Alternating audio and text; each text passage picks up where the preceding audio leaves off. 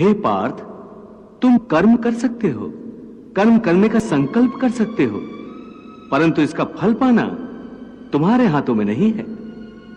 हे मधुसूदन, मैं जिस काम का संकल्प करूंगा वो काम तो मैं करूंगा ही। जब भोजन करने का निश्चय करके बैठूंगा तो निवाला उठाकर मुंह में रखूंगा ही, तभी तो उसे खाऊंगा। यदि वो खाने का निवाला तुम्हारे प्रारब्ध में नहीं है तो उसे तुम मुंह तक तो ले जाओगे, परंतु उस ग्रास का एक दाना भी अपने मुंह में नहीं रख सकोगे।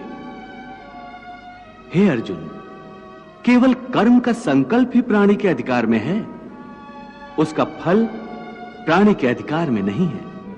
हे केशव, तुम्हारे कहे अनुसार यदि फल प्रारब्ध ने अपनी मर्जी से देना है तो फिर प्राणी को कर्म करने की आवश्यकता ही क्या है? कर्म करने की आवश्यकता क्या है, यह जानने से पहले यह तो जान लो कि प्रारब्ध क्या है, प्रारब्ध कैसे बनती है। हे केशव, प्रारब्ध क्या है उसे जानने में क्या मुश्किल है?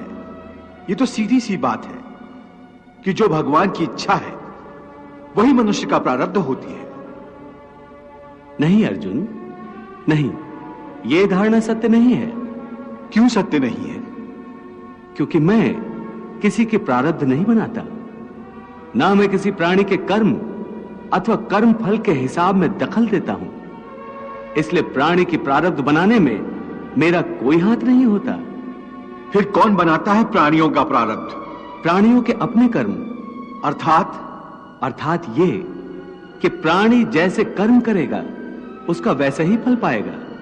अच्छे कर्म करेगा तो अच्छा फल मिलेगा और बुरे कर्म करेगा तो बुरा फल पाएगा। यही जो प्राणी के अच्छे बुरे कर्मों के अच्छे बुरे फल का हिसाब है, इसी को प्रारब्ध कहते हैं।